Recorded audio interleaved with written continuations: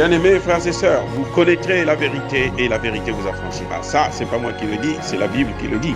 Mais moi, je vous dis mieux. Vous connaîtrez la vérité historique, notamment celle de vos ancêtres kémites, et vous aurez une vision globale de ce que c'est que la vraie souveraineté politique. J'ajoute, vous reviendrez à la spiritualité africaine ancestrale et vous comprendrez les enjeux de l'indépendance économique.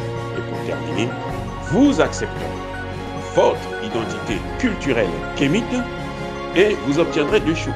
La première, c'est la paix. La seconde, c'est le développement, à une condition.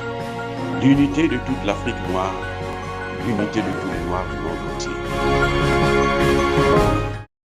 Ok, pas tous. Bienvenue sur la chaîne des panafricanistes, par essence, par conviction et par excellence.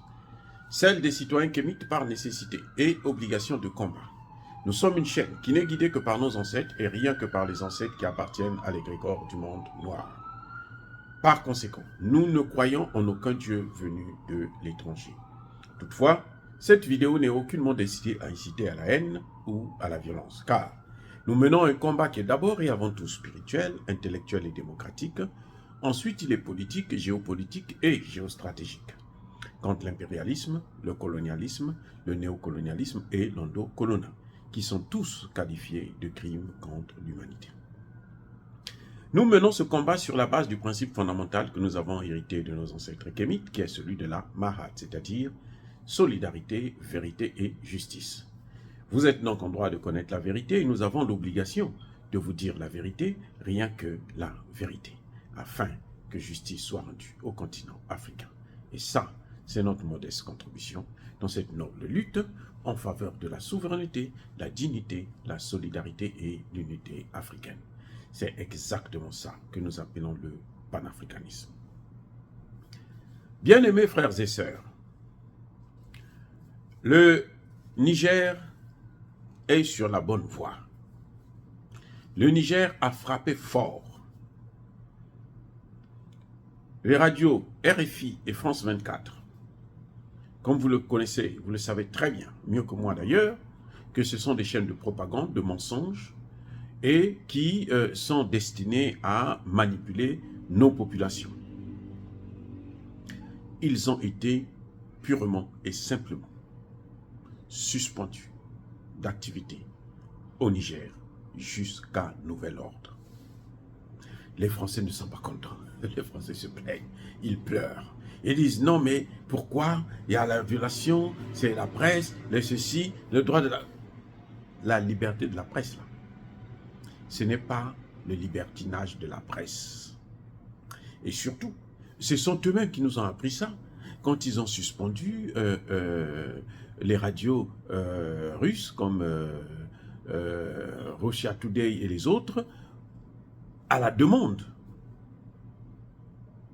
de Ursula von der Leyen. Donc ça, ils ne pouvaient plus se plaindre puisque c'est ce qui se fait. Et puis dans ces pays-là où il y a des coups d'État, eux ils sont là pour essayer d'intimider la population. Ils ont dramatisé le fait que la France vient retirer certains de ses ressortissants, alors que nous on s'attendait à ce que la France puisse prendre tous ses ressortissants et qu'elle puisse partir même avec ses diplomates, mais ce n'est pas ce qu'elle a fait. Elle a pris juste la moitié. Mais il n'y a pas que ça. Le Nigeria, qui fournit 70% d'électricité au Niger, a coupé cette électricité. Donc, l'électricité qui est déjà au Niger, hein, vous le savez très bien, 90% de la population n'a pas d'électricité, alors qu'une ampoule sur 3 en France s'allume avec l'uranium du Niger, et que le Niger, en 2021, était le premier fournisseur d'uranium en Europe, à hauteur de 24,7%, bien avant le Kazakhstan, le Canada et l'Australie. Et elle fournissait près de 40% de l'uranium français jusqu'à 2020-2022. Donc, ils n'ont pas d'électricité. Mais vous savez ce que le gouvernement a fait? Le gouvernement est parti aussi mettre Mohamed Bazoum, sans électricité. On a coupé l'électricité aussi chez Bazoum, délestage. Donc, tout le pays est dans le noir. Très bien. Comme ça, Bazoum aussi reste dans le noir, puisqu'ils sont en train de faire ça pour lui. Eh bien, lui aussi, on va le mettre dans le noir. Comme ça, il va connaître ce que ça fait de souffrir, de vivre sans électricité alors que vous avez l'électricité. Mais c'est aussi une bonne leçon pour le nouveau gouvernement. C'est un avertissement et c'est un indice qui montre que le problème d'électricité là doit être une priorité. Il faut avoir, à la rigueur, pour un pays qui produit de l'uranium, avoir l'autonomie en énergie. Ça va de soi. Donc, puisque les Occidentaux ont eu 60 ans, 63 ans environ, pour alimenter ces pays, pour donner à ces pays ce qu'il faut pour que tout le monde puisse avoir l'électricité, et bien maintenant, il faut se tourner vers un autre partenaire qui peut vous donner cette technologie. La Russie a promis ça pour l'Éthiopie, pour le Congo-Brazzaville, pour le Mali. Donc, le Niger est en droit, surtout que le Niger produit l'uranium.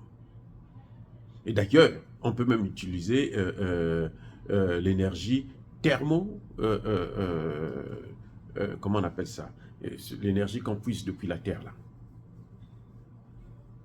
Donc, je crois que c'est une bonne chose, parce que le Niger ne peut pas continuer à dépendre du Nigeria. Surtout que c'est un pays qui est lèche-cul des Occidentaux. Je pense que maintenant, ça va être une priorité de régler le problème de l'électricité.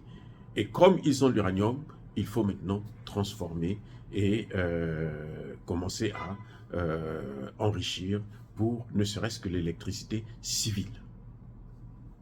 Voilà ce qu'on tire, ce qu'on doit tirer comme leçon de tout ça. Mais ça a été une très très bonne chose de couper l'électricité aussi chez Bazoum. Et vous savez, comme toujours, ce sont les Français qui se plaignent. Ils disent Bazoum est victime. Bazoum n'a pas d'électricité. Ils se plaignent pour Bazoum. Ils se plaignent, non, eux, ils ne se plaignent pas pour la population qui n'a pas d'électricité, mais ils se plaignent pour Bazoum qui n'a pas d'électricité. Eh bien, ce Bazoum-là va vivre comme le reste de la population. Dire cela, c'est inciter à la haine ou à la violence. Non, il y a ma colère, il y a ma lème. Encore une fois de plus, bien-aimés frères et sœurs, soyez bénis, abondamment bénis par le Dieu des Kémites et par nos ancêtres angélisés.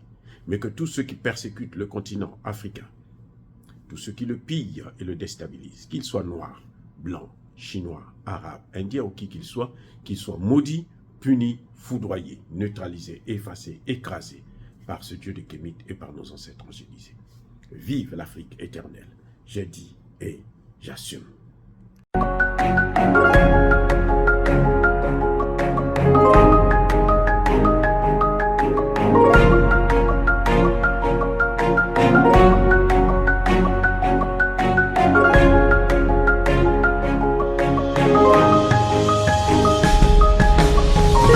Eux, ils marchent par la foi et non par la vue. Mais moi, je vous conseille vivement de marcher par la connaissance scientifique et historique, notamment celle de nos ancêtres kémites, par les 5 sens et par l'intelligence. Abou Abia.